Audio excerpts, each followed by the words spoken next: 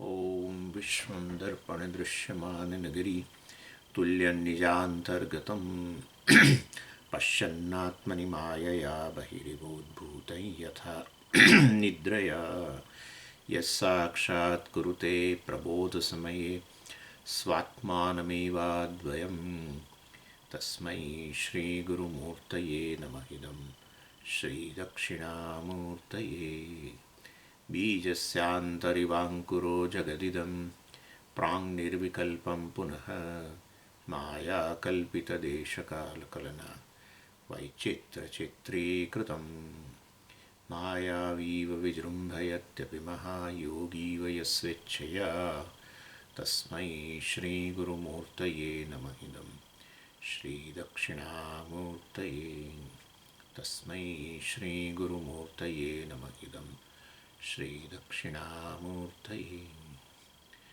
ॐ सहना भवतु सहनौ भुनक्तु सह वीर्यङ्करवावहै तेजस्विनावधीतमस्तु मा विद्विषावहै।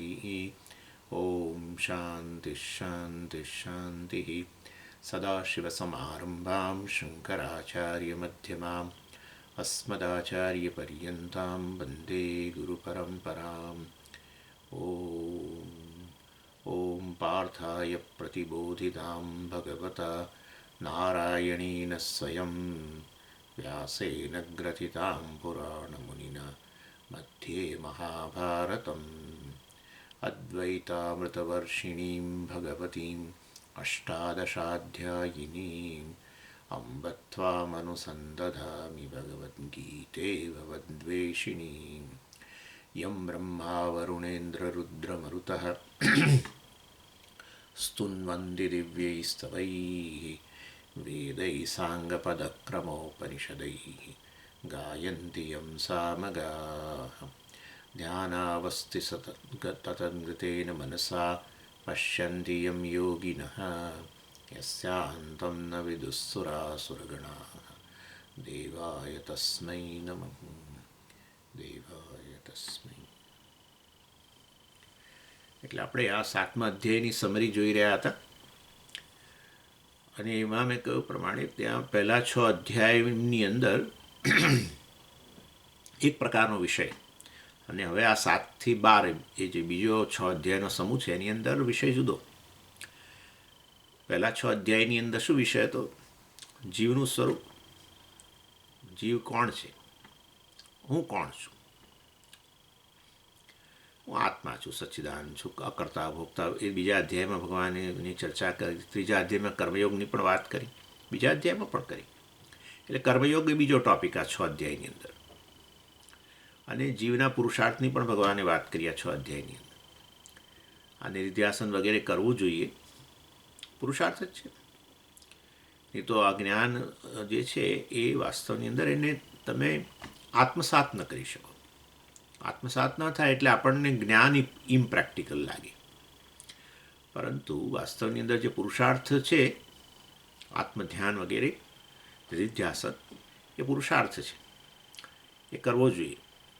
અને ન કરીએ તો પછી આ દેહાત્મ બુદ્ધિ નિવૃત્ત ના થાય. એટલે આપણને દોષ આપણામાં હોવા છતાં આપણને એમ લાગે કે આ ઉપનિષદ જ્ઞાન આપે છે પણ કોઈ પ્રેક્ટિકલ જ્ઞાન નથી કશું. ખરેખર આપણે જે કરવું જોઈતું હતું એ ન કર્યું. નિષ્ઠા માટે અને કારણ પણ આપે. કેમ નિધિધ્યાસન કરવું જોઈએ? કારણ આપે છે. છટકવા, ઉપનિષદ છટકવા નથી માગતું. જ્ઞાન આપીને પછી ના થયું તો કે તો તમારો દોષ છે એટલે ખોટું ખોટું એ રીતે એવું નથી. પહેલેથી જ છે ઉપનિષદની અંદર કહેવામાં આવ્યું આત્માવારે દ્રષ્ટવ્ય, શ્રોતવ્ય, મંતવ્ય, નિધિધ્યાસિતવ્ય. નિધિધ્યાસન કરવું જોઈએ. નિધિધ્યાસન આત્મધ્યાન અને અનેક પ્રકારના છે. એવું કશું કંઈ ધ્યાન બસ એટલે બેસી જવું એક ખૂણાની અંદર આંખો બંધ કરીને એવું ક્યાં છે? અનેક પ્રકારના આત્મધ્યાન છે. આપણે વાત કરી ગયા છીએ 2 પ્રકારના નિધિધ્યાસનની વાત. એ નિધિધ્યાસન ન કરીએ તો પછી આ વસ્તુ આત્મસાત ન થાય. એટલે પછી બુદ્ધિ મરે. આ બધું આપણે કોઈકને પ્રવચન કરવું હોય તો આપી શકીએ. આત્મા સચ્ચિદાનંદ છે, આમ છે, તેમ છે, બધું સમજાવી શકીએ. પણ હું સચ્ચિદાનંદ છું એ હજુ બરાબર નથી થતું. આત્મા સચ્ચિદાનંદ છે એક વસ્તુ છે. અને કદાચ નાનપણે અને કહેવા ખાતર એવું કરી શકીએ, આત્માને બદલે હું શબ્દ વાપર્યા જ કરીએ. કે હું સચ્ચિદાનંદ છું એવું કરીને કોઈને પ્રવચને આપી શકીએ, પણ જેવો હું ક્લાસ પતે ઊભો થયો એટલે પ્રવચનની જગ્યાએ એને હું જીવ તરીકે જ વર્તું. એટલે કહેવાનો આશય છે આપણે નિષ્પક્ષપણે આપણી જાતને, અર્થાત આપણે જેને કહીએ ને પ્રમાણિકતા, આનું નામ પ્રમાણિકતા. આપણે કેટલા પ્રામાણિક છે આપણા પ્રત્યે જ. લોકોને તો ગમે તે બતાવી શકીએ, આંખોમાં ધૂળ નાખી શકીએ કોઈકને. આપણે આપણી જાતમાંથી કેટલા પ્રામાણિક છે. ખરેખર હું ક્યાં છું? ખરેખર હું આ બધો પ્રવચનો આપું છું તેથી હું ખરેખર હું સચ્ચિદાનંદ છું એવું હજુ મારા મનમાં બેઠું છે ખરું કે નથી બેઠું? કે હું હજુ એક જીવ છું એવું જ મારો વ્યવહાર છે ને એવું જ હું માનું છું? એટલે એનો અર્થ એવો થયો કે જ્ઞાન તો બધું છે બુદ્ધિમાં, પરંતુ જ્ઞાનમાં નિષ્ઠા નથી, કોઈ ક્લેરિટી નથી. એટલે જ્ઞાન અને જ્ઞાનમાં નિષ્ઠા વચ્ચેનો ભેદ આટલો જ છે. જ્ઞાનમાં સ્પષ્ટતા આવી એનું નામ નિષ્ઠા છે, સ્પષ્ટતા. એટલે નિધ્યાસન ભગવાને 6થા અધ્યાયમાં બતાવ્યું છે. અર્જુનને જ્ઞાન તો આપ્યું બીજા અધ્યાયમાં આત્મા વિશે, જીવ કોણ છે, મતલબ કે તું કોણ છું ખરેખર. પછી નિધ્યાસનની પણ વાત કરી ભગવાને. અને એમાં બીજું ધ્યાન નિધ્યાસન છે એ તો બેસીને જ કરવું પડે એવું છે. એટલે બંને પ્રકારે છે એમ. કેટલીક વસ્તુ આપણા મનમાં આપણા વિશે એટલી બધી ઘર કરી ગઈ હોય કે શાંતિથી એના પર બેસીને તમે ચિંતન ન કરો તેમાંથી નિવૃત્ત ન થઈ શકો. કેટલીક વસ્તુ આપણે આપણા વિશે માનતા હોઈએ આપણે ખેરવી શકીએ, કેટલીક વસ્તુ ન ખેરવી શકીએ. હું બ્રહ્મ છું એનાથી અન્ય કંઈ પણ આપણે આપણા વિશે માનવું એ ભૂલ જ છે. એટલે એમાં કેટલીક વસ્તુઓ તમે નિવૃત્ત કરી શકો, પણ કેટલીક વસ્તુઓ નિવૃત્ત ન કરી શકો. તો નિવૃત્ત ન કરી શકો તો એના માટે ભગવાને 6થા અધ્યાયમાં કેવું કહ્યું કે આ રીતે બેસો, આ રીતે ધ્યાનના તબક્કાઓ બધા બતાવ્યા, પૂર્વ તબક્કાઓ એ બધા પરથી પસાર થઈને આ રીતે આત્મધ્યાન કરો વગેરે. પછી છેવટે સમાધિની પણ વાત કરી. સમાધિ એટલે નિષ્ઠા આ પ્રકારે કે જ્યારે ખરેખર વ્યક્તિને જ્ઞાન નિષ્ઠા હોય તો એ જ્ઞાની જે છે એની સ્થિતિ શું હોય વગેરે વગેરે એની પણ વાત કરી. એટલે 6 અધ્યાયની તો એ ચર્ચા થઈ. અને પછી હવે આ 7થી 12ની અંદર જુદા 3 ટૉપિકની ચર્ચા થાય છે. અને એમાં અહીંયા છે ઈશ્વરનું સ્વરૂપ. બંને બતાવવું પડે, કારણ કે ઇક્વેશન છે ને, ઇક્વેશનમાં બંને સાઈડ જે છે એકબીજાથી જુદી લાગે તો જ ઇક્વેશન. બંને સાઈડ તમને આમ દેખતા જ બંને એક લાગે તો ઇક્વેશન બનાવવાની ક્યાં જરૂર છે? 10 = 10 આ તો કંઈ ઇક્વેશન કહેવાય, સમીકરણ કહેવાય. 10 = 10 અને તદ્દન બંને સાઈડ એકબીજાથી તદ્દન વિરુદ્ધ જ હોય તો પછી એની વચ્ચે બરાબર સાઇન ના મૂકી શકાય, સમીકરણ ન બનાવી શકાય. બરાબર. એટલે હું કહું કે 5 × 3 = 25 - 5. સ્વામીજી તમે તો 15 = 20 કહો છો. એટલે આમાં ઇક્વેશન ન બેસે. તદ્દન વિરુદ્ધ, એકબીજાની સાથે સરખાવી જ ન શકાય, વિરુદ્ધ હોય એમની વચ્ચે તમે બરાબર સાઇન મૂકો સમીકરણ એ ન કરી શકાય. અને 10 = 10 એટલું બધું તદ્દન એવિડન્ટ હોય તો સમીકરણ બનાવવાની જરૂર નથી.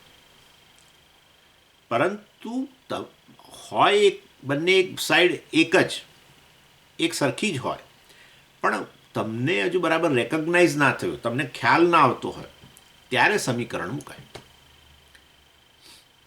એટલે 5 × 3 = 20 - 5. જુઓ હવે આમ બંને સાઈડ જુદી જ છે. એક બાજુ સંખ્યા કઈ છે? 5 અને 3. આ બાજુ 20 અને 5. બરાબર. અહીંયા ગુણ્યાની સાઇન છે, અહીંયા માઇનસની સાઇન છે. મારા પેલું 5 અને 5 આવી ગયું, પણ નહીં તો બીજું કંઈક લઈ શકો તમે. એટલે કહેવાનો આશય એવો છે કે હોય બંને સાઈડ એક સરખી, પરંતુ તમારા મનની અંદર એ વસ્તુ બરાબર હજુ તમે સમજી ન શક્યા હો તો પછી સમીકરણ દ્વારા તમને સમજાવવું પડે કે બંને સાઈડ એક જ છે, ભલે દેખીતી રીતે બધું જુદું દેખાય છે, ત્યારે જ સમીકરણ આવે. તત અને ત્વમ વચ્ચેનું સમીકરણ આવું છે. હા, એટલે પહેલાં એક સાઈડ સમજી લેવી પડે. 5 × 3 = એટલે શું થાય એ સમજી લેવું પડે. પછી બીજી સાઈડે જવાનું કારણ કે હા અહીંયા પાછું 20 - 5 છે, ત્યાં અહીં ગુણ્યા છે, અહીં માઇનસ છે, ગુણાકાર છે, ત્યાં અહીં માઇનસ છે. એટલે પછી આ સાઈડે કરવું પડે ને, પછી ઇક્વલ થાય ને. હા, એટલે જીવનું સ્વરૂપ 6 અધ્યાયની અંદર બતાવી દીધું. સમજ, જીવનું સ્વરૂપ બતાવ્યું એટલે ઈશ્વરનું સ્વરૂપ આવી ગયું. ના, જીવ બરાબર ઈશ્વર કહેલું છે. તત્વમસી, ત્વમસી તું છું, પણ કોણ? તત. તત એટલે તે. એટલે તે એટલે ઈશ્વર કેવી રીતે પ્રસિદ્ધ છે, માટે તે શબ્દ વાપરે. હા, તમે આ બધા સર્વનામ ક્યારે વાપરી શકો? પ્રસિદ્ધિ હોય તો. પ્રસિદ્ધિ ના હોય તો. પેલા આવ્યા હતા અને ત્યાં ગયા, આવું કોને કહેવાય? જે ઓલરેડી જાણતું હોય કે પેલા એટલે કોની વાત કરી રહ્યા છે, ખબર હોય તો જ કહેવાય ને. અને ત્યાં ગયા એટલે ક્યાં જવાનું છે એ ખબર હોય. તમને ખબર ન હોય, હું કહું પેલા આવ્યા ને ત્યાં ગયા, તો તમે કોની વાતો કરે છે? સમજો. એટલે સર્વનામ ત્યારે જ વપરાય કે જ્યારે ઓલરેડી નામ વપરાઈ ચૂક્યું હોય, તમે જાણતા હો તો એ નામને કાઢીને સર્વનામ વપરાય. પ્રોક્સી નાઉન એટલા માટે કહેવામાં આવે છે ને પ્રોનાઉન. પ્રોનાઉન એટલે પ્રોક્સી નાઉન. પ્રોક્સી નામને કાઢીને જે વપરાય એ પ્રોક્સી. એટલે આ રીતે જ્યારે શાસ્ત્ર કે તે, તું તે છું, તો તે એટલે કોણ? પ્રસિદ્ધિ. પ્રસિદ્ધિ ક્યાં? શાસ્ત્રમાં પ્રસિદ્ધિ, લોક પ્રસિદ્ધિ નહીં. શાસ્ત્ર ભણનારા લોકોમાં તેનો અર્થ છે ઈશ્વર. બધા જ ઇનફેક્ટ લોકમાં એવું જ છે. લોકમાં જે લોકો આસ્તિક છે એ લોકો હંમેશા ઈશ્વરને તે જ રીતે બતાવે છે, તે. અને પાછું તેમાં ઉપર તરફ આંગળી કરે. એની કૃપા છે, આમ ઉપર જુએ. ખબર નહીં, એટલે એવું છે, ઉપર બેઠો છે ક્યાંક. કયા માળે? 51મા માળે, 52મા માળે, ક્યાં બેઠો છે ખબર નથી. સ્વર્ગમાં બેઠો, સમજી, વૈકુંઠમાં છે, ફલાણા ટીકા. એટલે પણ બધા લોકો આંગળી ઉપર જ કરે છે ને. કોઈ એવું કહે છે આની કૃપા છે, આમ એવું કોઈ નહીં કરે. આની કૃપા છે, અહીં તેની કૃપા છે. પરોક્ષ વસ્તુ સમજો. ઈશ્વર પરોક્ષ છે આપણે માટે. આવી પ્રસિદ્ધિ લોકમાં છે અને શાસ્ત્રમાં એ રીતે જ બતાવે છે. ના, શાસ્ત્રમાં સમજી ઐક્ય છે. શરૂમાં ઇક્વેશન કરીને બતાવે છે કે ખરેખર ઐક્ય. ઇક્વેશન પહેલાં ઈશ્વર જગતનું કારણ, પછી એ તો આત્મા જગતનું કારણ. આત્મા અને ઈશ્વર એક જ છે, માટે આત્મા જગતનું કારણ વગેરે. એ બરાબર. એક તો ઇક્વેશન બચી, પણ તે તરીકે તો એ ઈશ્વર પરોક્ષ, જગતનું કારણ, જગત બનાવનાર, જગત રૂપે રહેલો વગેરે વગેરે. એટલે ત્વમસી તું છું, એટલે તમે કહો હું કોણ છું? એટલે શાસ્ત્ર કે તું તે છું, તું ઈશ્વર છું, જગત કારણ છું વગેરે વગેરે. એટલે ભાઈ હું જગતનું કારણ? હું તો સચ્ચિદાનંદ છું. ના, તું તે છું એટલે તું સચ્ચિદાનંદ છું ને ઈશ્વર પણ સચ્ચિદાનંદ છે. ચિદાનંદ રૂપ શિવ. હું ચિદાનંદ છું પણ શિવ અહમ. એટલે તો પછી શિવે ચિદાનંદ જ થયા ને.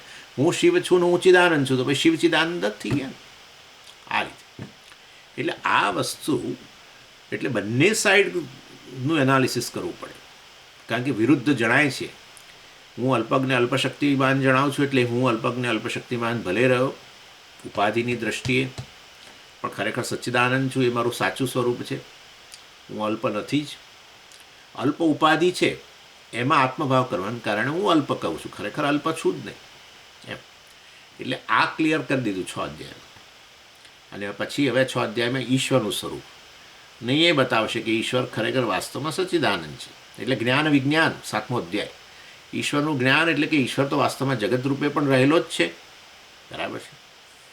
જો કારણ હોય, ઉપાદાન કારણ હોય, તો જે કંઈ છે એ ઈશ્વર છે. તો પછી ઈશ્વર આ જગત રૂપે રહેલું છે. એટલે ઈશ્વર બધા નામરૂપવાળો, ગુણોવાળો કહો, સગુણ જેને કહી શકો, એને એનું જ્ઞાન આપવું, એ જ્ઞાન પણ આપશે. એટલે કે આ બધું અહીંયા જગતમાં તમને બધું હું છું, પણ હવે સમજી મને તો બધે ના દેખાય. એટલે પછી ભગવાને વિભૂતિની વાત કરે છે. ક્યાંક ક્યાંક તમને એની ગ્લોરી, ક્યાંક ક્યાંક એનો ચમકારો દેખાય. આપણી બુદ્ધિ જે છે, આપણી બુદ્ધિ અને શતાવધાનીની બુદ્ધિમાં ફેર પડે છે. આપણે ભારતની અંદર શતાવધાની લોકો હોય છે, ખાસ કરીને જૈનોમાં. એવી પ્રકારની શિક્ષા આપવામાં આવે એ લોકોને કે એ લોકો 100 પ્રશ્નો એમને પૂછવામાં આવે, લખેલા નહીં, એમને સ્ટેજ પર બોલાવીને 100 પ્રશ્નો પૂછે. જે પૂછનાર છે એની પાસે કાગળ હોય, પણ જે સાંભળી રહ્યો છે, જેણે જવાબ આપવાના છે, એણે સાંભળવાના જ ખાલી, અને 100 પ્રશ્નો એણે યાદ રાખવાના, અને પછી ઉત્તર એ જ ક્રમમાં આપવાનો. પહેલા પ્રશ્નનો પહેલો જવાબ આપવાનો, બીજા પ્રશ્નનો બીજો જવાબ. સ્વામીજી, આ તો કેવી બુદ્ધિ! હા, અને ચમકારો કહેવાય. એટલે આપણે બધામાં બુદ્ધિ છે, પણ અહીંયા બુદ્ધિનો ચમકારો દેખાય છે, અને વિભૂતિ કહેવાય ઈશ્વર. પણ એ ઈશ્વરની વિભૂતિ કેવી રીતે? તો એની જે કાંઈ છે ઈશ્વર છે, પતી ગયો. જે કાંઈ છે ઈશ્વર છે. જો જે કાંઈ છે ઈશ્વર હોય તો પછી એ બુદ્ધિ જે છે આવી પ્રકારની ચમકારાવાળી, એ ઈશ્વર જ છે. એટલે એ રીતે ભગવાનનું આ પ્રકારનું જ્ઞાન વિભૂતિઓના રૂપમાં, ગુણોના રૂપમાં, નામરૂપ સહિતનું એ રીતનું જ્ઞાન છે, એને જ્ઞાન કહેવાય. અને આ નામરૂપ તો વાસ્તવ મિથ્યા છે. ખરેખર નામરૂપનું સત્ય જ સચ્ચિદાનંદ છે. એટલે અને એ સચ્ચિદાનંદ તો આત્મા છે. એટલે આ રીતે નિર્ગુણ રૂપમાં, કે જે આત્માના રૂપમાં છે, સચ્ચિદાનંદના રૂપમાં છે, એને વિજ્ઞાન કહેવાય. એટલે ઈશ્વરનું બંને પ્રકારનું અહીંયા જ્ઞાન, એકને જ્ઞાન કહેવાય, એકને વિજ્ઞાન કહેવાય. અહીંયા ભગવાન શબ્દ વાપરવાના છે પરાપ્રકૃતિ, અપરાપ્રકૃતિ. અપરાપ્રકૃતિ એટલે આવું જગતના રૂપમાં જે જળ જગત જણાય છે, ભગવાન કહે છે એ મારું જ રૂપ છે, અપરા ઉતરતું. અને પરાપ્રકૃતિ એટલે આ જીવના રૂપમાં જણાય છે તે. પણ સ્વામીજી, એ તો પરમાત્મા છે. હા, પણ પરમાત્મા જગતનું સર્જન થયું, શરીરો વગેરેનું સર્જન થયું, પછી શરીરમાં હવે ઉપલબ્ધ બન્યો છે ને, એ શરીરમાં ઉપલબ્ધ બન્યો એ જીવના રૂપમાં બન્યો. એટલે શરીરમાં ઉપલબ્ધ પરમાત્માને આપણે જીવ કહીએ. જેમ ઘડામાં ઉપલબ્ધ આકાશને આપણે ઘટાકાશ કહીએ. ઘટાકાશ નામની કોઈ એન્ટિટી તો છે જ નહીં. તમે જાણો છો કે ઘડામાં રહેલું આકાશ, સમજ, ઘડામાં રહેલું આકાશ તો કંઈક થોડું હોય, કંઈક જુદું આકાશ છે બહારના આકાશ કરતાં. નથી જ ને, નથી જ. એટલે પેલી ઉપાધિને કારણે હવે પેલો જીવ જેવો દેખાય, ઉપાધિને કારણે પેલો અલ્પ દેખાય આકાશ, બસ. ઘડારૂપી ઉપાધિને કારણે એના તો ઘડો તોડી નાખીએ, ત્યારે ભાઈ તોડવાની જરૂર નથી. તમે સમજી જાઓ કે ઘટાકાશ એ મહાકાશ જ છે. ખરેખર ઘટાકાશ નામની મહાકાશમાંથી છૂટી પડેલી સ્વતંત્ર વસ્તુ કોઈ છે નહીં. મહાકાશે ઘટાકાશની ઉત્પત્તિ કરી, પણ આકાશમાં ભાગ પડી શકે તો કરો તો થાય એવું. જો મહાકાશ ભાગોવાળું હોય, અવયવવાળું હોય, તો એમાંનો એક અવયવ છૂટો પડ્યો અથવા એક અવયવ જીવ છે એવું કહેવાય. પણ એના અવયવો જ નથી. આકાશમાં અવયવ છે જ નહીં, તો એની અંદર પછી તમે બે અવયવો કેવી રીતે કરશો? મહાકાશ ને ઘટાકાશ. અને 1000 ઘડા હોય તો 1000 ઘટાકાશ, એટલે આ તો 1000 અવયવવાળું થયું, 1000 અંશવાળું થયું. એટલે વાસ્તવની અંદર આકાશમાં ભાગ જ ન પડે તો પછી આ ઘડાએ કંઈક ઘડાની દિવાલોએ ભાગ પાડ્યા જ નથી. અને માટે ખાલી આ તો એ ઉપાધિને કારણે અલ્પ જણાય છે. એવી જ રીતે સચ્ચિદાનંદ બ્રહ્મ જે છે, આ ઉપાધિ, આ ઘડાની અંદર આવો ઘટાકાશ જેવો જીવ રૂપે જણાય છે. જીવ બન્યો નથી. જો જીવ બની ગયો હોત તો વેદાંત નકામું થઈ ગયું. કારણ કે તો પછી શાસ્ત્રએ તો કહેવું હોય કદાચ તો કે તું જીવ છું એવું જ કહેવું જોઈએ, પણ તું બ્રહ્મ છું એવું કહ્યું, તેનો અર્થ એવો થયો. ઘટાકાશને કહ્યું કે તું તો મહાકાશ છું, પૂર્ણ આકાશ છું એવું કહ્યું, તો એ વસ્તુ એ ઘટાકાશ તરત સમજી જાય કે હું તો આ ઉપાધિને કારણે, ઘડારૂપી ઉપાધિને કારણે પોતાને અલ્પ માનું છું, ખરેખર હું તો મહાન છું. એવું છે અહીંયા પણ. એટલે વાસ્તવની અંદર અહીંયા જ્ઞાન અને વિજ્ઞાન એટલે કે પરાપ્રકૃતિ અને અપરાપ્રકૃતિનું જ્ઞાન ભગવાન આપે છે. અહીંયા શબ્દો એ પ્રકારના વાપરે છે. અને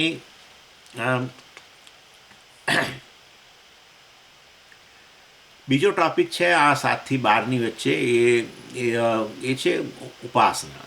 અને ઉપાસના માટે જ આ બધું, અથવા મેડિટેશન, ધ્યાન, ભગવાનનું ધ્યાન. તો હવે ધ્યાન માટે તો ભગવાનનું રૂપ હોવું જોઈએ. એટલે પછી આ બધા નામ રૂપોવાળું, એમાં પાછી આવી ચમકારાવાળી રૂપો હોય બધા, એમાં જેને વિભૂતિ કહીએ, એમાં ભગવાનનું ધ્યાન. એટલા માટે વિભૂતિઓનું વર્ણન પણ કરે છે આ 7 થી 12ની વચ્ચે. અને પછી ત્રીજો ટૉપિક છે, મેં કહ્યું એ પ્રમાણે પહેલાં કઈ વખતે કહ્યું હતું કે ઈશ્વરનો અનુગ્રહ, જીવનો પુરુષાર્થ, ઈશ્વરનો અનુગ્રહ, બે આવું હોય. જીવ પુરુષાર્થ, જીવનો પુરુષાર્થ શું?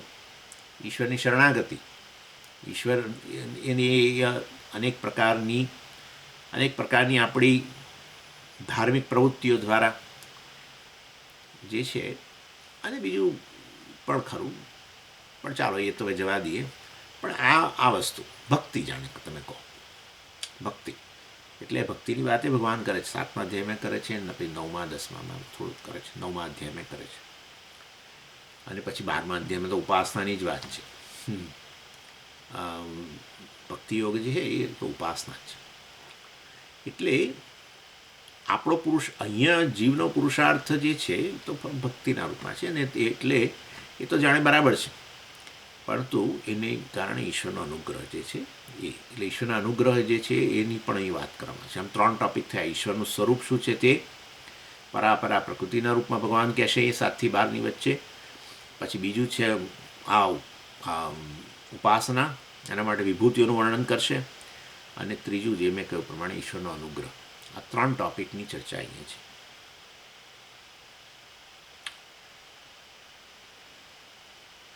અને પહેલાં 3 શ્લોકની અંદર ભગવાને આ જે વિષય છે આનો, એની વાત કરી દીધી કે હું આ પ્રકારના 2 પ્રકારનું જ્ઞાન અને વિજ્ઞાનની વાત કરીશ, જેને પછી ભગવાને પરાપ્રકૃતિના રૂપમાં કર્યું. અને પછી સાથે સાથે ભગવાને એ જ્ઞાનનો મહિમા પણ ગાયો કે વાસ્તવની અંદર આ જે જ્ઞાન પ્રાપ્ત કરશે, એમાં ખાસ કરીને વિજ્ઞાન જે પ્રાપ્ત કરે, બંનેનો ઉપયોગ છે. ઈશ્વર સાથે જોડાણ થવું જોઈએ, માટે જોડાણ કરવા માટે, સંબંધ બાંધવા માટે એનું જ્ઞાન હોવું જરૂરી છે. જેની સાથે સંબંધ બાંધવાનું જ્ઞાન તો હોવું જ જોઈએ, નહીં તો કોઈ અજાણ્યા સાથે આપણે કોઈ સંબંધ ક્યાં બાંધીએ છીએ. એટલે ઈશ્વર સાથે સંબંધિત થવું, એના માટે ભગવાનનું જ્ઞાન આ વિભૂતિઓ વગેરેના રૂપમાં સમગ્ર જગતના રૂપમાં રહેલો છે, ને એમાં આવી વિભૂતિઓના રૂપમાં દર્શન, ધ્યાન, એ આપણા ફાયદા માટે છે.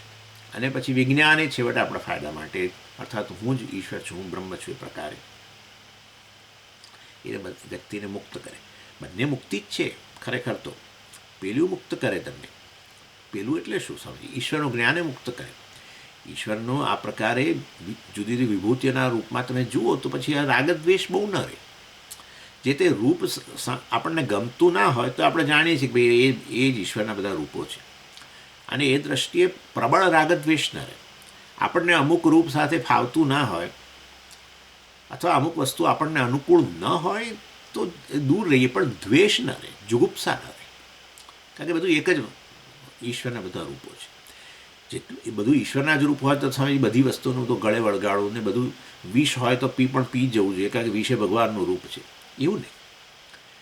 એટલે રૂપ સાથેનો વ્યવહાર જે હોય, વ્યવહારમાં જે કંઈ કરવું પડે કરીએ, પરંતુ હું ઈશ્વરનું જ રૂપ છું ને, બધું ઈશ્વરનું રૂપ છે, પણ હું ઈશ્વરનું જ રૂપ છું. એટલે એ રીતે વાસ્તવની અંદર એ પ્રકારની ક્લેરિટી હોય, પરંતુ પેલી ઘૃણા ન હોય. જે ઉપનિષદમાં પણ તમને ખબર હોય તો કહેવામાં આવ્યું, તતો ન વિજુગુપ્સતે સર્વભૂતસ્થમ આત્માનો વગેરે વગેરે, યસ્તુ સર્વાણી ભૂતાની આત્મન્યવાનુપશ્યતિ એક્સેટ્રા તતઃ ન વિજુગુપ્સતે. આઈ થિંક 3જા શ્લોકમાં કેમાં 3જા મંત્રમાં ઈશાવાસ્યમાં. એટલે યસ્તુ સર્વાણી ભૂતાની આત્મની એવાનુપશ્યતિ, સર્વ કંઈ આત્મામાં જ રહેલું છે, આત્મામાં જ સ્થિત છે, આત્માના જ આ બધા મિથ્યા રૂપ છે, એવું જાણીને તતઃ, આવું જાણ્યા પછી ન વિજુગુપ્સતે, એનામાં કોઈ જુગુપ્સા ઘૃણા રહેતી નથી, અથવા રાગદ્વેષમાંથી મુક્ત કરે. એટલે આ મુક્તિ મળી, આ મુક્તિ કહેવાય ને, રાગદ્વેષમાંથી મુક્તિ. રાગદ્વેષમાંથી મુક્તિ એટલે આમાંથી મુક્તિ, ગુસ્સામાંથી મુક્તિ. ગુસ્સો શેનો આવે, આપણા અમુક પ્રકારનો રાગ હોય અને એની સામે કોઈ અવરોધ બને તે, અને દ્વેષનો વિષય હોય તો તે તો ગુસ્સો આવે જ. એટલે કહેવાનો આશય છે, ગુસ્સો હોય, અજંપો હોય, વસ્તુ જેના માટે રાગ હોય ને હજુ મળી ના હોય તો એનો અજંપો હોય મનની અંદર, ચિંતાએ હોય કે મળશે કે નહીં મળે, આ બધું રહેવાનું જ. એટલે મન સતત વિક્ષિપ્ત રહે. રાગદ્વેષવાળી વ્યક્તિનું મન સતત વિક્ષિપ્ત રહે, અને એ લોકો સ્ટ્રેસ આપણે છે ને કે તાણવાળું, ખૂબ તાણ હોય આ લોકોને, અને એમાંથી મુક્તિ મળે. એટલે આંશિક મુક્તિ કહેવાય. વેદાંત આંશિક મુક્તિ આપે પહેલાં, અને એના બધા ઉપાયો આપણે તો આ ઈશ્વર જ્ઞાન વગેરે, કર્મયોગ વગેરે આપણે ચર્ચા કરી ગયા છીએ પહેલાં 6 અધ્યાયની અંદર, એનો ભાગ ગણવાનો એને. અને પછી વાસ્તવની અંદર બાકીની મુક્તિ તો પછી હું મુક્ત છું એ પ્રકારનું જ્ઞાન દ્વારા, એ પણ ઉપનિષદ એટલે વેદાંત દ્વારા. એટલે બે સ્તરની મુક્તિ છે, આંશિક મુક્તિ અને પછી પૂર્ણ. જે આંશિક રીતે મુક્ત થયો હોય આ રીતે, એ વ્યક્તિને માટે હું મુક્ત છું એવું જાણવું, અર્થાત છેવટની મુક્તિ સરળ બને. જે આ રાગદ્વેષમાંથી જ મુક્ત નથી થયો, જો એ પ્રકારની આંશિક મુક્તિ જેણે નથી મેળવી, એના માટે પેલી મુક્તિ અઘરી છે, બહુ અઘરી છે.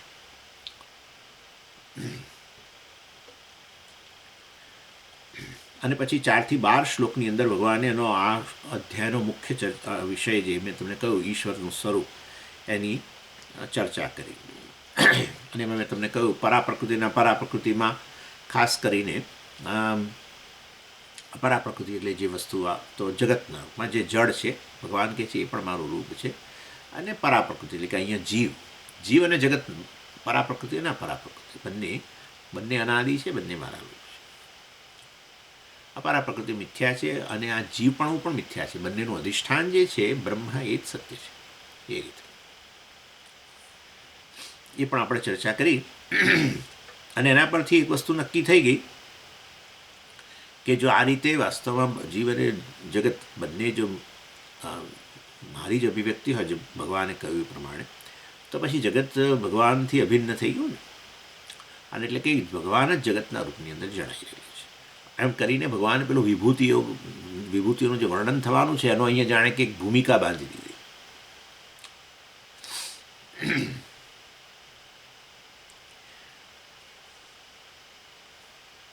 અને માટે જગત જે છે એનો તિરસ્કાર ન કરવો જોઈએ, એમ કહેવાનો આશય છે.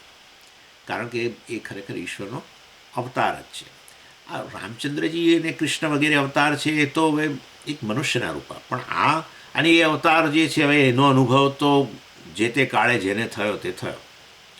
એટલે ઇવન રામચંદ્રજીનો એક મનુષ્યના રૂપમાં એક રૂપ આ રીતે હોય, એક મનુષ્યનું રૂપ, એની અંદર દર્શન કરવા એના માટે તો તપસ્યા કરવી પડે. આપણા અત્યારે સ્વામીજી એ વખતે તો બધાને ખબર હશે ને, જે રામ રાજ્યમાં તો બધા એમણે રામચંદ્રજીને જોયા છે, બરાબર છે. પણ આપણે જોવા હોય એ રૂપવાળા, જેઓ એક મનુષ્ય રૂપ લીધું, તો કેટલી બધી તપસ્યા. એટલે પેલા ત્યાગરાજાએ 96 કરોડ જપ કર્યા રામના, ત્યારે પછી એમને વાસ્તવમાં દર્શન થયા. એટલે ઈશ્વરના એક રૂપમાં દર્શન માટે બહુ તપસ્યા. પણ ઈશ્વરનું આ રૂપ જે છે જગતના રૂપમાં, એનો અવતાર જ થયો. જગત એનો અવતાર થઈ ગયો ને, જગતના રૂપમાં રહેલો છે. તો એના દર્શન માટે કોઈ વિશેષતા ખરી? કોઈ નહીં. બધાને દર્શન થાય છે, તો કોઈ એક વિશેષ વ્યક્તિનું દર્શન નથી થતા. વિશ્વરૂપ અવતાર જેને કહેવાય. એટલું ખરું કે આ ઈશ્વરનું જ રૂપ છે એવું જાણવું પડે. ન જાણો તો જગત કહીએ, જાણો તો ઈશ્વર કહીએ.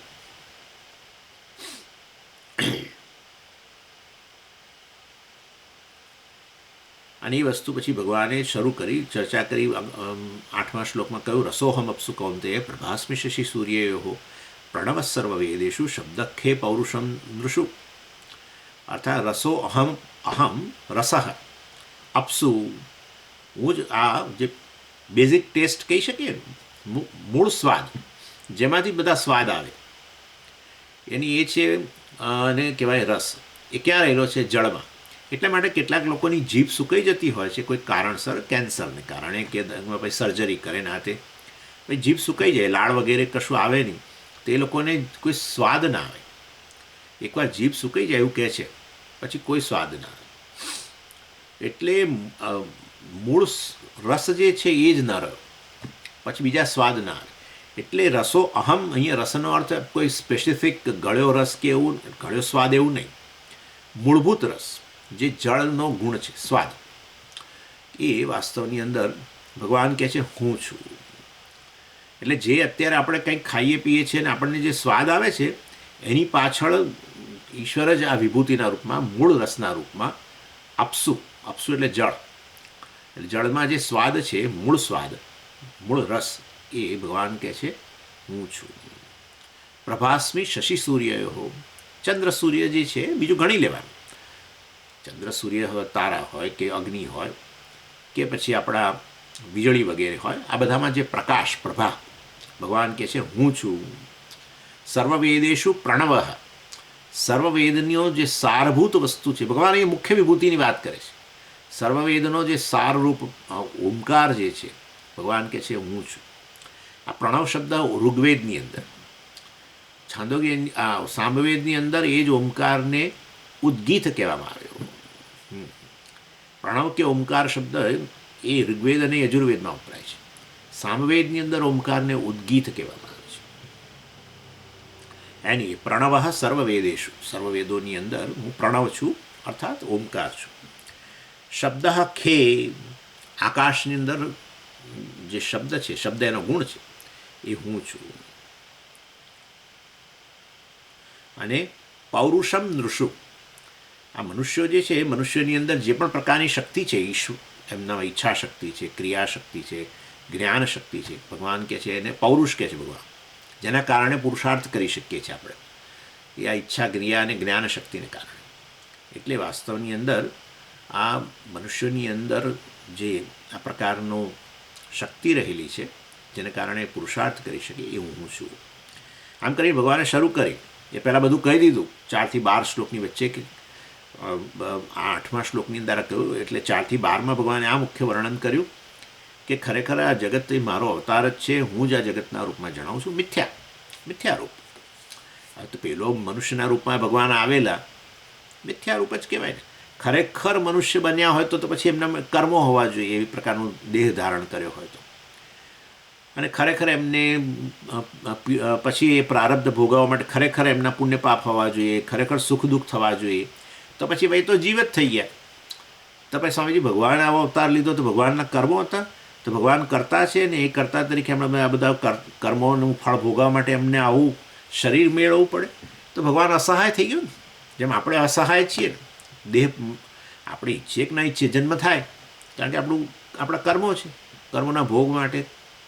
એવું ભગવાન નહીં થઈ જાય પછી જે મનુષ્ય અવતાર લેતો. એટલે ખરેખર એવું નહીં, મિથ્યા ગણવાનું. એટલે કહેવાનો આશય એવી રીતે આ જગત પણ જે છે એ ભગવાનનો અવતાર, એને વિરાટ અવતાર કહો. વિરાટ અવતાર પેલો એક મનુષ્ય અવતાર.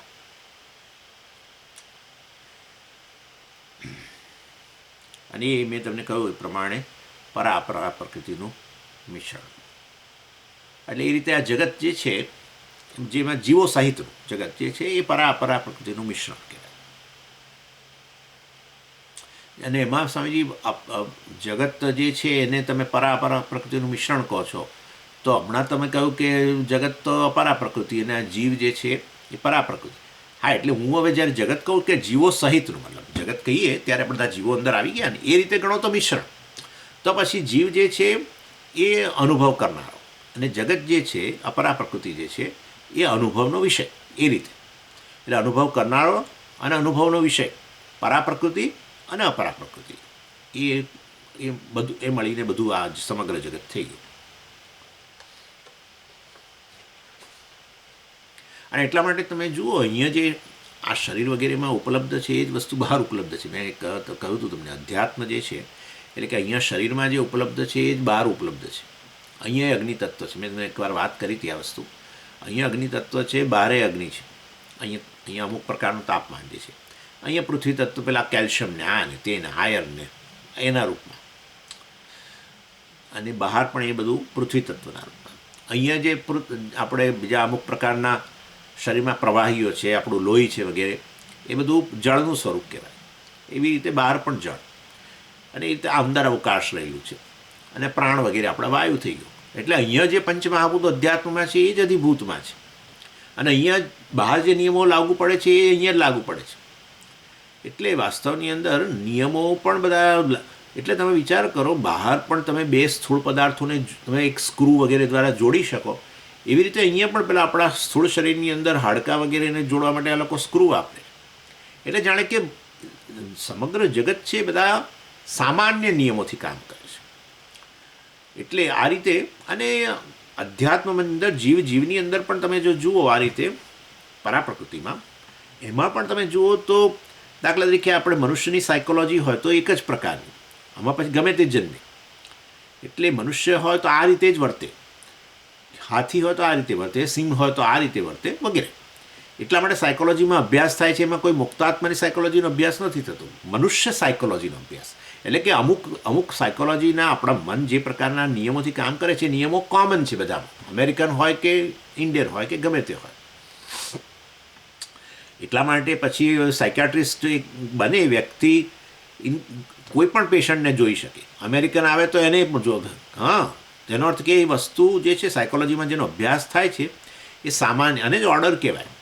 ઈશ્વર જે નિયમોના રૂપમાં રહેલો છે, અફર નિયમો કહેવાય આમ તો, એ નિયમોના રૂપમાં જે રહેલો છે અને કોમન છે. આ બધી સમષ્ટિના સ્તરે અભિવ્યક્તિ કહેવાય ને. એટલે આ બધું ઈશ્વર કહેવાય, સમષ્ટિ. ક્યાં કે એક જ વ્યક્તિમાં જોવા મળતું હોય તો આપણે કહીએ તો એનું છે, જીવનું છે.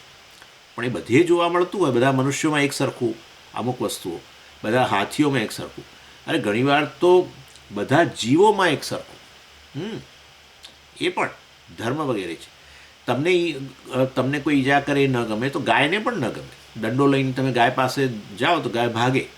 હા, આ વસ્તુનું ઉદાહરણ બ્રહ્મસૂત્રની અંદર અધ્યાસ ભાષ્યમાં આચાર્ય આપે છે.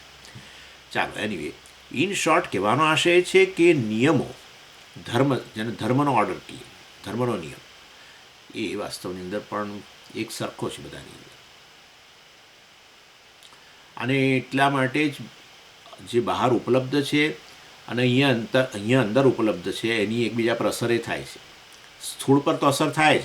બહારનો કોઈ સ્થૂળ પદાર્થ આપણા સ્થૂળ શરીરને અસર કરી શકે, ઈજા પહોંચાડી શકે વગેરે વગેરે, મદદરૂપે થઈ શકે.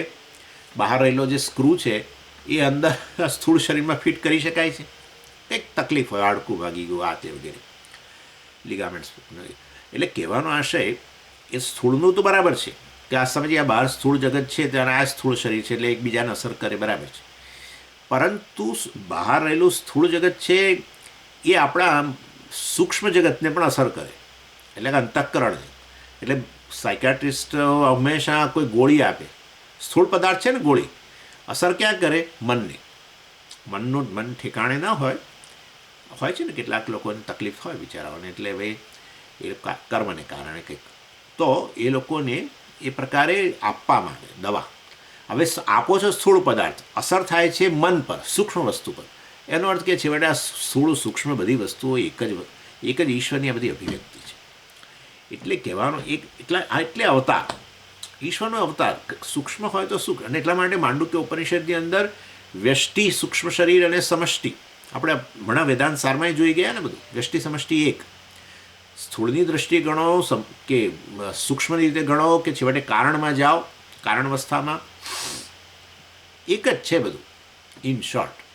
તો પછી આ ભેદ કેમ પાડીએ છીએ? આપણે ભેદ પાડીએ, હું જીવ છું, આ જગત છે એમ. છેવટે પરા પ્રકૃતિ, અપરા પ્રકૃતિ, જીવ અને જગતના રૂપમાં રહેલું વાસ્તવમાં એ એક જ ઈશ્વરની અભિવ્યક્તિ છે બધું. એટલા માટે એને અવતાર હું કહું છું. અને પરા પ્રકૃતિ મેં કહ્યું પ્રમાણે અહીંયા જીવના રૂપમાં અનુભવ કરનારો, ચેતનના રૂપમાં ઉપલબ્ધ છે. અનુભવનો વિષય એ ભગવાન જ, જગત એ અપરા પ્રકૃતિ, એ જડ અનુભવનો વિષય. ચાલો, એટલે આ થયું 4 થી 12 શ્લોક. 1 થી 3 શ્લોકની અંદર મેં તમને કહ્યું પ્રમાણે ભગવાને પહેલાં વિષયને ઇન્ટ્રોડ્યુસ કર્યો, 4 થી 12 એનો વિસ્તાર કર્યો કે અર્થાત હું ખરેખર આ રીતે પરા પ્રકૃતિના રૂપમાં રહેલો છું વગેરે વગેરે. અને હવે 13 થી 19ની અંદર ભગવાન સંસારનું કારણ બતાવે છે. કારણ કે મૂળ આપણને રસ એમાં છે, આપણને બીજા કશામાં રસ નથી. ભગવાન જેવો હોય એવો આપણને રસ, આપણે તકલીફો જે પડે એ તકલીફો માંથી આપણે મુક્ત બનીએ, આપણને એટલો જ રસ છે સંસારનું કારણ. અને એમાંથી મુક્ત કેવી રીતે થવું એની ભગવાન આ 13 થી 19માં શ્લોકમાં વાત કરે છે. અર્થાત મનુષ્યની અંદર જે ભય છે, આ તાણ છે વગેરે, અજંપો છે, એ આ શોક વગેરે જે છે એનું, અને પેલી એકલતાની લાગણી વગેરે જે છે, અનેક વસ્તુ, અનેક પ્રકારની છે સમસ્યા, અસલામતી લાગે છે, આ બધી વસ્તુઓ જે છે એને સંસાર કહેવાય. અને એને એ સંસારનું વર્ણન કરશે અને પછી આ 13 થી 19માં શ્લોકમાં આને કરે છે. અને એકવાર ખબર પડે કે આ રોગ આ પ્રકારનો છે, એના લક્ષણો આ પ્રકારના છે ને એના આ રોગ કહેવી શકાય લક્ષણોના આધારે, પછી એની દવાની વાત આવે. જો આ રોગ જ હોય, લક્ષણોના આધારે રોગ નક્કી થઈ ગયો, તો પછી વાસ્તવની અંદર એની દવા પણ, એની વાત પણ કરે. અને એટલે એ રોગનું કારણ શું છે, એટલે તો ભગવાન કહે છે કે હું જે આ જગતના રૂપમાં ઉપલબ્ધ બનેલો છું, અપરા પ્રકૃતિના રૂપમાં અને પરા પ્રકૃતિના રૂપમાં, તો એમાં આ પરા પ્રકૃતિમાંના રૂપમાં જે જીવના રૂપમાં રહેલો છું, પરંતુ વાસ્તવની અંદર એ અજ્ઞાનને કારણે જીવ જે છે એ હું સચ્ચિદાનંદ છું વાસ્તવમાં એ જાણતો નથી. શરીરમાં પ્રવેશ્યા પછી અજ્ઞાનને કારણે જીવભાવ, એટલે આ દેહમાં તાદાત્મ્ય છે. અને દેહમાં તાદાત્મ્ય હોય એટલે પછી દેહની મર્યાદાને કારણે, ઉંમરની મર્યાદા અને કાળની મર્યાદા વગેરેને કારણે સતત અસલામતી લાગે. અને એટલે માટે અસલામતી લાગે ત્યારે એને એક એવો ખ્યાલ ના આવે કે ખરેખર અસલામતી અહમમાં રહેલી જ નથી. એવો પ્રશ્ન કરે જ નહીં કદી કે હું અસલામત છું કે સલામત છું, એવો પ્રશ્ન જ ન કરે. પોતાને અસલામત જ માને. અને કારણ કે જીવ માને, કાળમાં મર્યાદિત માને, એના માટે મૃત્યુને ગ્રસ્ત માને અને ઘડપણને ગ્રસ્ત માને, મારી ઉંમર થશે વગેરે વગેરે એમ કહે જ નહીં. તો અને એના બધામાંથી પછી મુક્ત થવું હોય, કારણ કે બધામાં તો એ અવસ્થામાં, ઘડપણ અવસ્થામાં એ રહેલું જ છે પેઇન તો, અને મૃત્યુનો ભય હોય. એટલે એ અસલામતીમાંથી મુક્ત થવા માટે એ સિવાય બીજી અનેક પ્રકારની અસલામતીઓ છે, ફિયર, ભય રહેલો છે આપણને, એની ચર્ચા અત્યારે નહીં કરું. પણ એટલે અસલામતી, હું અસલામત છું એ વસ્તુ એ માની જ લે. એકવાર એ પરમાત્મા જ્યારે શરીરમાં દાખલ થાય એટલે પોતાને જીવ કહે, અને જીવ કહીને પોતાને અસલામત, અજ્ઞાનને કારણે જીવ કે, અને પછી અસલામત. અને માટે એ અપરા પ્રકૃતિ પર, હવે આ પરા પ્રકૃતિ જીવના રૂપમાં રહેલો જે છે ઈશ્વર, એ જાણે કે બહાર અપરા પ્રકૃતિ જે છે એમાં સલામતીના સાધનોને શોધે. ભગવાન કહે છે આ સંસારનું કારણ છે. કારણ કે એ એક સ્ટેપ મિસ થઈ ગયું, એમ કહીએ ને આપણે, પગથિયું મિસ થઈ ગયું, કે અહીંયા જ જોવાની જરૂર હતી, એને બદલે અહીંયા જોવાનું રહીને બહાર પરા પ્રકૃતિના જ મતલબ એનું સ્વરૂપ જ જે છે એ વાસ્તવમાં સચ્ચિદાન છે, એ જ સલામત છે. પરંતુ અહીંયા જોવાને બદલે બહાર જુએ, અને બહાર જોવાનું શરૂ કરે તો વાંધો નથી, પણ પછી સ્ટ્રગલ ચાલુ થઈ જાય. એક વસ્તુને પકડે કે આનામાં સલામતી દેખાય છે એવું લાગે એને, પછી થોડોક વખત થાય એને ખબર પડે કે આમાં તો નથી, આ તો, એટલે પછી આપણે ઠગાયા, એટલે પાછું બીજું પકડે, ત્રીજું પકડે, ચોથું પકડે, આમને આમ ચાલુ રહે. અને આવી સ્ટ્રગલ જન્મોજન્મ ચાલુ રહે એમ. એટલે ભગવાન કહે છે આ સ્ટ્રગલ જે છે, આ પ્રકારનો સંઘર્ષ, અને મળે નહીં એટલે હતાશા આવે જ વળી. ગમે એટલું આપણે સલામતીના સાધનો શોધીએ, પરંતુ આપણે સલામત ન બની શકીએ તો હતાશા તો આવે જ ને. એટલે આ બધું અને એને કારણે આપણા અને હૃદયમાં ભય તો રહે જ. પછી હું અસલામત છું એ પ્રકાર કે ભય હોય, એન્ઝાયટી હોય, જેને સલામતીના સાધનો માનો, એ વસ્તુ મળે નહીં ત્યાં સુધી હૃદય બહુ તાણ રહે, અજંપો રહે એકદમ. એટલે હૃદયમાં અજંપો હોય, આ ભય હોય, ચિંતાઓ રહે, બરાબર છે. અને એ બધી વસ્તુઓ જોડાયેલી જ રહે. કેમ તો કે નજર બહાર કરી, સલામતીના સાધન બહાર રહેલું છે, એ મેળવીશ તો હું સલામત બની જઈશ, એ પ્રકારનું. અને ખરેખર વસ્તુ સલામતી પોતે જ સલામત ન હોય, તમને ક્યાંથી સલામત બનાવે? અને એ પ્રકારનું વસ્તુ ખબર જ ન હોય, અને એને કારણે આ સ્ટ્રગલ ચાલુ રહે. મૂળ કારણ થયું પેલું અજ્ઞાન, કે હું અસલામત છું, એ એની ભાવના કેવી રીતે જન્મી, હું સચ્ચિદાનંદ છું એ વસ્તુનું અજ્ઞાન એમ. એટલે આ રીતે સલામતી માટે પછી બીજું બધું ગણી લેવાનું. આપણે જીવનમાં પૂર્ણતા માટે, જીવનમાં કૃતકૃત્યતા કહીએ ને, સફળતા કહીએ આપણને, એ સફળતા કૃતકૃત્યતા માટે વાસ્તવની અંદર આપણે બહાર નજર કરતા રહીએ. એટલે અપારા પ્રકૃતિ તરફ નજર કરીએ, આ બધા માટે એ જ સંસારનું કારણ એમ. અને અપરા પ્રકૃતિ પણ એના તરફ આ નજર કરી, એમાં બીજી એક વસ્તુ પણ ખરી કે અપરા પ્રકૃતિ જે છે ને એ ક્યારે સ્થિર નથી રહેતી. એટલે આપણું શરીર હોય, મન હોય કે આ જગત હોય, કોઈ વસ્તુ સ્થિર નથી, સતત બદલાય છે. અને એને કારણે વાસ્તવની અંદર આપણી અસલામતી ચાલુ રહે છે. કારણ કે આપણે જેનો આધાર લઈએ ને, આ બીજું પણ કારણ છે કે ભાઈ જેનો આધાર લીધો, હવે એ જ વસ્તુ, એ આધાર લેવો ને આપણે એના પર પરતંત્ર બન્યા, પરંતુ એ વસ્તુ જ બદલાઈ ગઈ. એટલે આપણે આધાર જેનો લીધો એ વસ્તુ ખસી ગઈ જાણે કે. એટલે હંમેશા અમારા એક આચાર્ય જે છે સ્વામીજી, એ આ ઉદાહરણ આપે.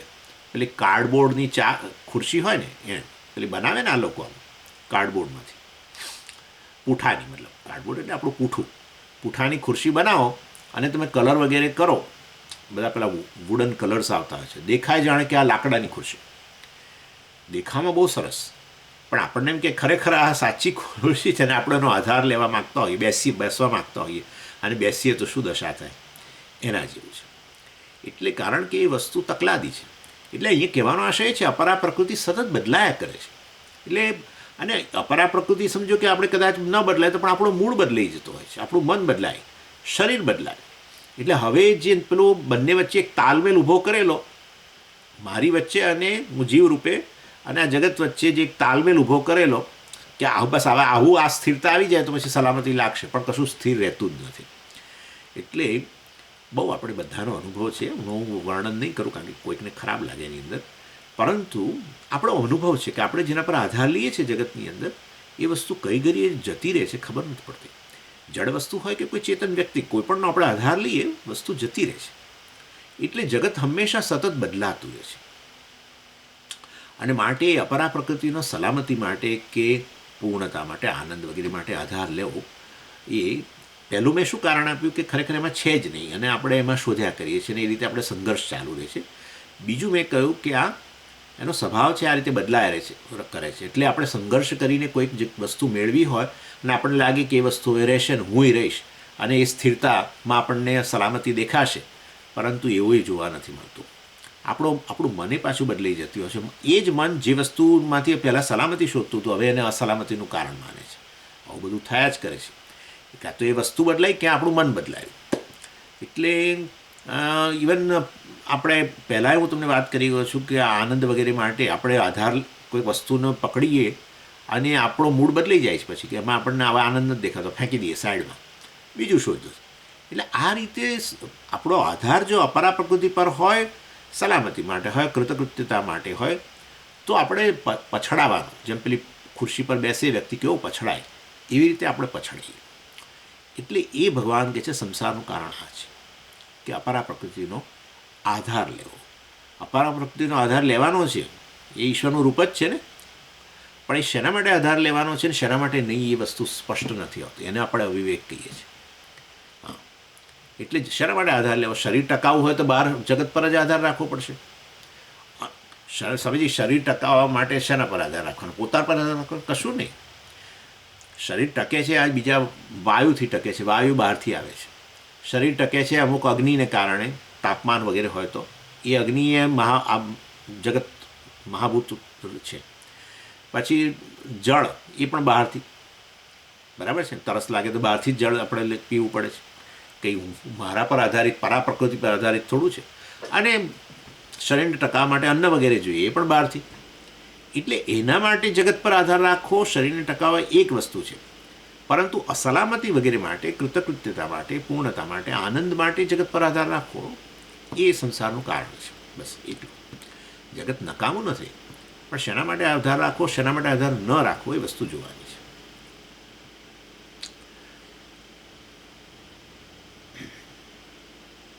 અને એમના માટે આચાર્ય ઉદાહરણ આપતા હોય છે કે જેવી રીતે તમે રેતી લઈ અને એમાંથી તેલ કાઢવાનો પ્રયત્ન કરો, ગમે એટલું એને પીસીને, પણ ન નીકળે. એવી રીતે આ જગતને પીસીને એમાંથી જાણે કે તમે આ તેલ, સલામતી રૂપી તેલ કે આ પૂર્ણતા રૂપી તેલ કે આનંદ રૂપી તેલ. અને મૂળ પ્રશ્ન આટલો જ છે, બધાને ખટકે છે ને હૃદયમાં, આ જ ખટકે છે કે સમજી બધું છે પણ અધૂરપ રહે છે જીવન. બસ આ જ છે. લોકો સમજી નથી શકતા અધૂરપ. જીવનની અંદર આપણને અધૂરપ લાગે છે. પૂર્ણતા ખાલી અમુક જ, ક્યારે? જ્યારે પેલી આનંદની ક્ષણ આવે ત્યારે એમ લાગે છે હા કેવું છે, બસ આનંદ આનંદ છે, કશું જોઈએ નહીં સ્વામીજી, કશું જ ના જોઈએ, બહુ જ આનંદ છે. પણ એ તો આપણે કહેવું એક વસ્તુ છે ને ખરેખર એ પ્રકારનો સતત અનુભવ કોઈને હોતો નથી. કોઈક વસ્તુ મળે ત્યારે આપણને જે પેલું લાગતું હોય છે પૂર્ણતા, એ પૂર્ણતાનો અનુભવ સતત નથી રહેતો. આપણે કહીએ કે હવે શું છે તો કે તો ગયો સ્વામીજી અનુભવ, આનંદનો અનુભવ હતો એ ગયો. એટલે વળી પાછું પેલી અધૂરપ. એટલે એ અધૂરપને પૂરી કરવા માટે આ રીતે બહાર ફાંફા મારતા રહીએ આપણે. એને સંસારનું કારણ કહેવામાં આવે છે, બહાર ફાંફા મારવા.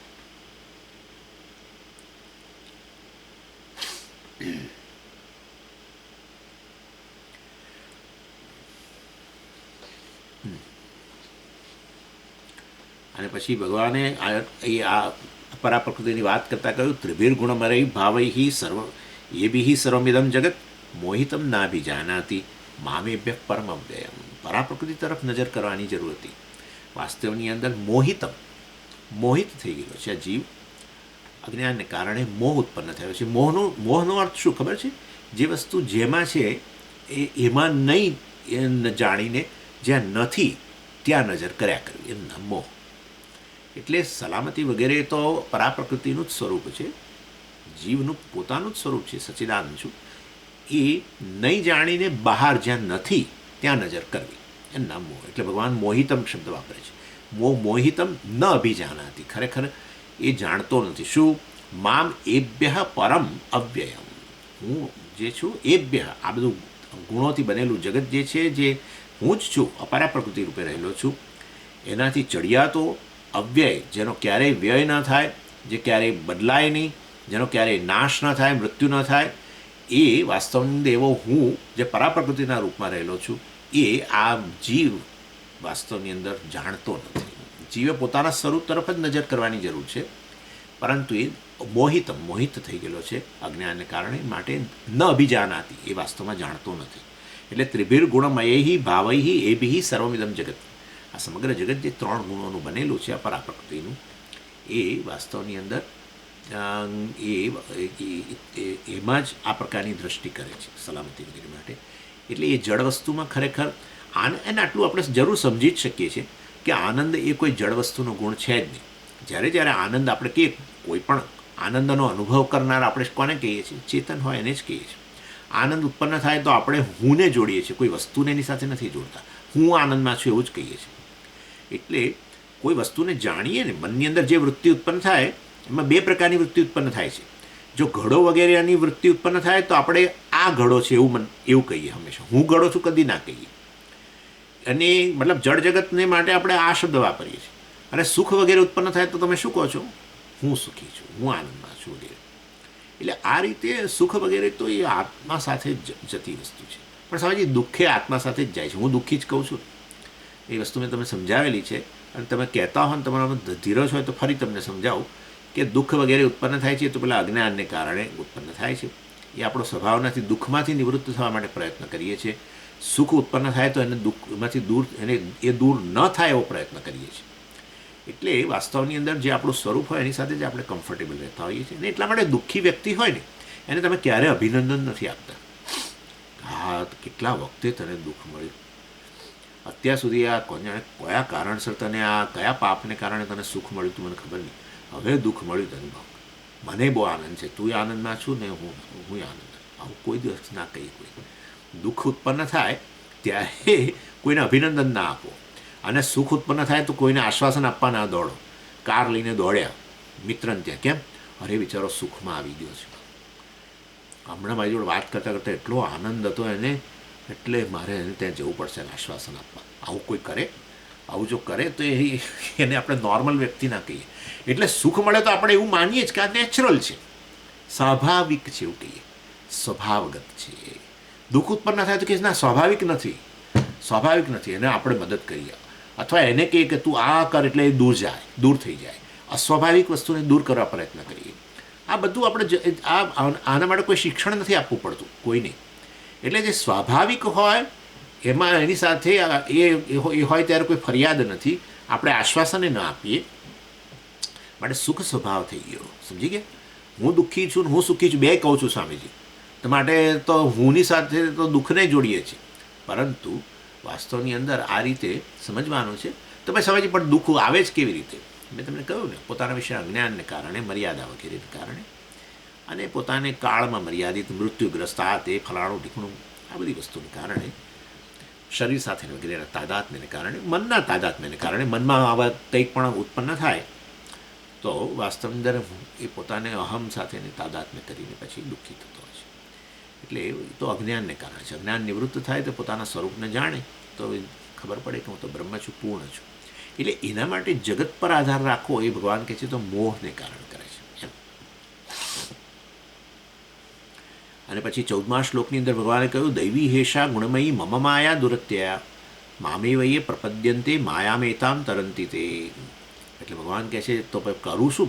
આપણને પ્રશ્ન થાય ને કે આ તો હવે ભૂલ તો થઈ ગઈ છે, મોહ ઉત્પન્ન થઈ ગયો છે, તો હવે કરવાનું શું? પણ એટલે ભગવાન કહે છે જો હું તને સંસારમાંથી નિવૃત્તિનો ઉપાય બતાવું, ભક્તિ. હવે અમે ભક્તિને ઇન્ટ્રોડ્યુસ કરે છે. દૈવી હેષા ગુણમયી મમ માયા દુરત્યા મામી વયે પ્રપદ્યંતે. જે મારું શરણ લે છે વાસ્તવની અંદર એ માયામેતામ તરંતી તે. આ માયામાંથી વાસ્તવની અંદર આ જે મોહ પામ્યો છે માયાને કારણે એમાંથી નિવૃત્ત થઈ જાય છે.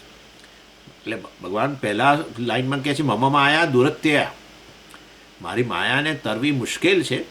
અર્થાત આ પ્રકારનો મોહ ઉત્પન્ન થઈ ગયો હોય ત્યારે એ મોહમાંથી નિવૃત્ત થવું અઘરું જ છે. અને એટલા માટે તમે જુઓ આપણે 2, 5, 10 જણા જ આવી રીતે વાત ભેગા થઈને વાતો કરીએ છીએ, આવી વાતો શાસ્ત્રની. મોટાભાગના તો કહે છે આ શું આ લઈ સવારના પરમાં લઈને બેસી જાય છે. ઇન્ડિયામાં બપોર આ શું લઈને બેસી જાય છે? આ બધું શું છે? આ કામ કરો, કામ. બહાર તમારે જે જોઈએ છે વસ્તુ બહાર રહેલી છે, એના માટે પ્રયત્ન કરો, પુરુષાર્થ કરો. આવી રીતે બેસીને ટેબલો ખુરશીઓ લઈને બેસીને વાતો કરવાનો શું અર્થ છે? કશું મળવાનું નથી. તો આપણે કહીએ ભાઈ તને મળી જાય ત્યાં તું અમને કહેજે, તો અમે એ બધું આ છોડી દઈશું. હા, કોઈને મળ્યું નથી. બહાર ભટકનારા જે છે એ ભટક્યા જ કરે છે. એટલે કહેવાનો આશય છે ભગવાન કહે છે કે અઘરું છે. અર્થાત આ જગત જે અપરા પ્રકૃતિ ઉત્પન્ન થઈ છે બધું આવ્યું છે માયામાંથી જ, પરંતુ એમાં આ પ્રકારની દૃષ્ટિ થઈ જવી એ આ માયાનો પ્રતાપ છે. કે બહાર સલામતી શોધવી, આનંદ શોધવો. અને જળ હોવા છતાં આવું આપણે સમજાવીએ 5 મિનિટમાં તો વ્યક્તિ એની સામે પડકાર કરી શકે એમ નથી. પરંતુ છતાં આવું સમજ્યા પછી તરત જ પાછું આપણી નજર પાછી બહાર જતી છે. એટલે એ રીતે આ માયા જે છે બહુ જ અઘરી છે. એટલે દુરત્યા, અત્ય એટલે એનું અતિક્રમણ કરવું, દુરત્યા એટલે જેનું અતિક્રમણ કરવું અત્યંત અઘરું છે. તો કેવી રીતે કરવું મહારાજ? મામેવે એ પ્રપદ્યંતે, તું મારું શરણ લઈશ, એ મારી માયા છે, તું મારું શરણ લઈશ તો એતામ માયામ તરંતી, તો તું જરૂર આ માયાને તરી જઈશ, અજ્ઞાનમાંથી મુક્ત થઈશ, તું તારા સ્વરૂપને જાણીશ, અને કારણે સલામત અને પોતાને પૂર્ણ જાણીશ, આનંદ સ્વરૂપ શું જાણીશ એમ. એટલે અહીંયા ધીમે ધીમે ભગવાન આ મારું શરણ લે એમ કરીને શરણાગતિ અને ભક્તિની વાત ભગવાન અહીંયા કરે છે.